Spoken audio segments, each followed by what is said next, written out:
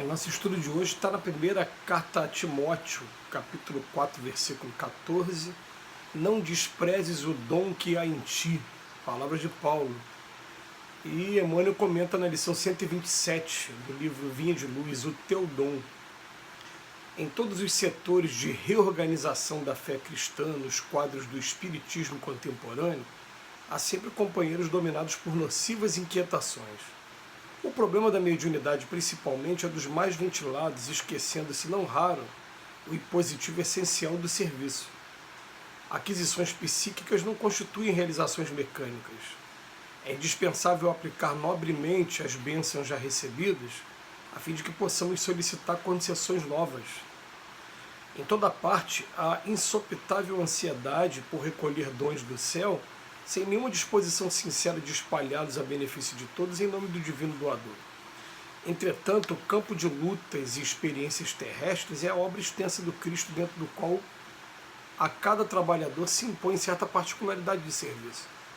Diariamente haverá mais farta distribuição de luz espiritual em favor de quantos se utilizam da luz que já lhe foi concedida no engrandecimento e na paz da comunidade.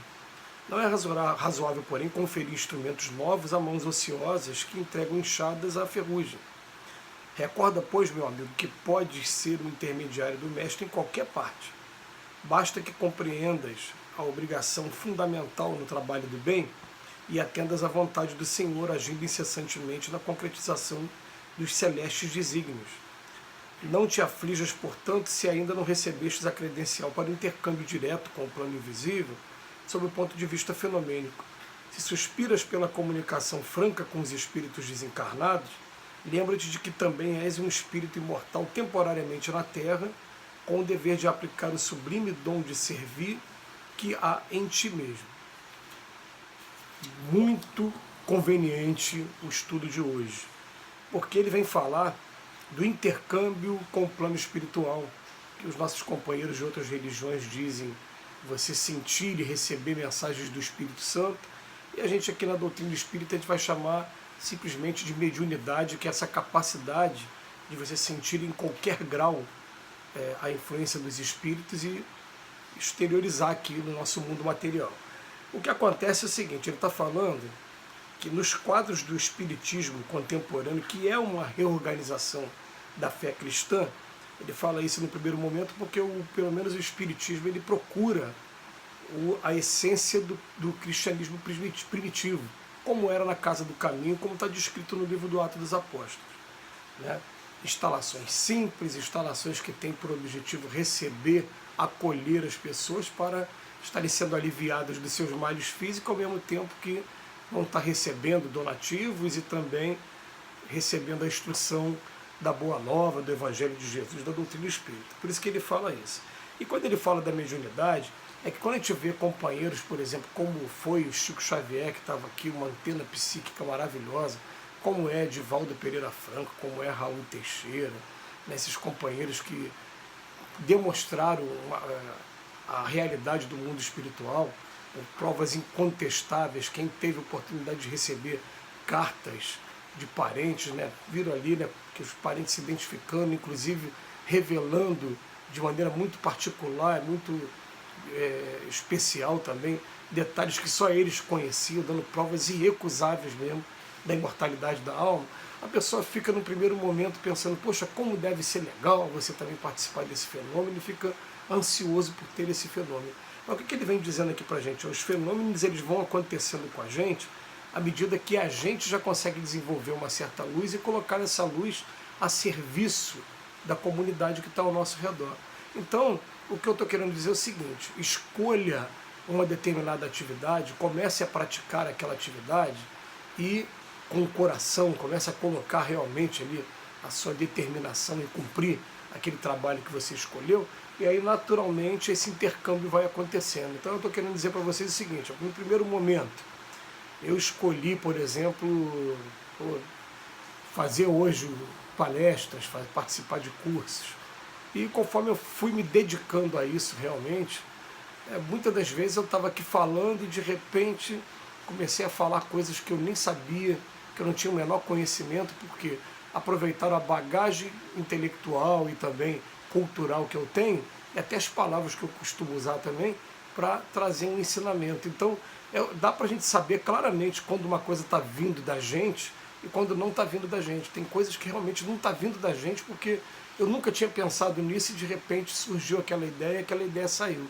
Está sendo um intercâmbio, né? Então é muito importante para quem se propõe principalmente a estar usando a oratória, a gente sempre na nossa oração inicial pensar assim, né? Senhor Jesus, me ajude para que o meu ego não atrapalhe esse momento e que eu possa aqui estar sendo um instrumento, não daquilo que eu quero, mas daquilo que vocês querem que seja passado, que seja nesse momento, de alguma maneira, que envolva aquelas pessoas que vão ouvir. E você vai perceber o seguinte, você prepara às vezes o mesmo tema para falar em 3, 4 lugares diferentes, vai ser 4 estudos completamente diferentes também, porque a necessidade de cada lugar é particular àquele lugar, a situação que está acontecendo.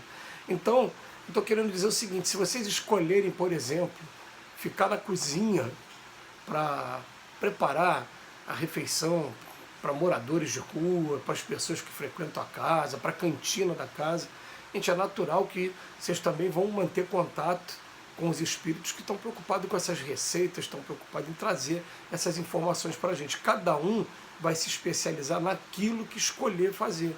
Por exemplo, quando eu trabalhava em presídio, a coisa era muito peculiar para o presídio. Informações do tipo, vamos estudar lá dentro do presídio somente o Evangelho segundo o Espiritismo, porque se precisa muito do conhecimento moral. Não adianta ficar trazendo livros agora mais complicados, ficar estudando a Gênese, o céu e o inferno, não. Evangelho segundo o Espiritismo.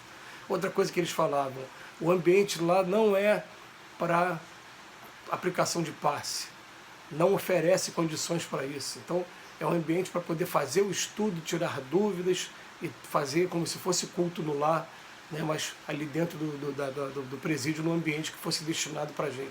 Tinha coisas que eram muito particulares àquele trabalho. Então, para cada trabalho que você escolher fazer, a sua influência espiritual vai estar direcionada para aquilo que você escolheu fazer. É natural isso. E o que tiver que acontecer, vai acontecendo naturalmente. Então, a preocupação que a Emmanuel está tendo aqui de trazer para a gente é que a gente encontra companheiros, como seria legal você escrever um livro psicográfico. Pelo menos do meu ponto de vista aqui, né, me perdoe aqui, até porque até o presente momento eu não senti aspiração nem vontade nenhuma de fazer isso, mas eu fico pensando, para quê? Se eu já tenho uma obra tão vasta psicográfica, o que eu preciso no momento é pegar essa obra, aprender o máximo que eu puder, colocar na prática primeiro, né? E se um dia eu tiver que escrever algum tema, vai aparecer no momento certo, mas não eu ficar aspirando, querendo fazer. Igual surgiu um trabalho lá na nossa casa que é de psicografia para consultas, né, para as pessoas que viessem trazer algum questionamento, alguma dúvida para casa. Foi selecionado um grupo de médios lá, eu não estava nesse grupo de médios porque, não, o meu trabalho já falaram para mim, de divulgação, de estudo da doutrina do espírito e de divulgação. Então eu vou me compenetrar nesse até que um dia chegue a orientação de que o meu trabalho vai mudar e quando mudar, aí sim eu vou começar a me dedicar a uma outra coisa, fazer uma outra coisa, procurar fazer da melhor maneira possível, que o que vale a pena é a gente fazer de coração e fazer de maneira íntegra tudo que a gente está sendo convidado, convocado a fazer. Então ele vem falando aqui para a gente, né? Não despreze o dom que a gente tem, porque as aquisições psíquicas não constituem realizações mecânicas, não. É indispensável aplicar nobremente, né? Você vai colocar na mão de pessoas que ainda estão com mão ociosa? Não, não é isso. Agora, quando você começa a fazer, os espíritos naturalmente que se interessam por aquela atividade, eles vêm para o nosso lado, começam a nos intuir e a gente começa a perceber as mudanças. Por exemplo, um trabalho que eu faço hoje, que é de visita, eles ficam do nosso lado o tempo todo, eles começam do nosso lado, se a gente vai de carro para algum lugar, eles estão no meio do caminho também proporcionando proteção para a gente, por isso que a gente pede sempre para estar policiando nossos pensamentos e nossas conversas dentro do veículo, enquanto a gente está em trânsito lá para o endereço que vai ser visitado, né? E vai mantendo o tempo todo a sintonia. Então eu peço, me ajude, porque vocês sabem mais qual está sendo a necessidade do local. E não é o que eu quero, é o que vocês estão orientando a gente. E a gente vai fazendo o trabalho, vai começando a manter esse intercâmbio de maneira natural, sem forçar a barra de nada, utilizando da maneira mais útil possível, e a coisa vai andando dessa maneira. Que Jesus nos abençoe hoje e sempre.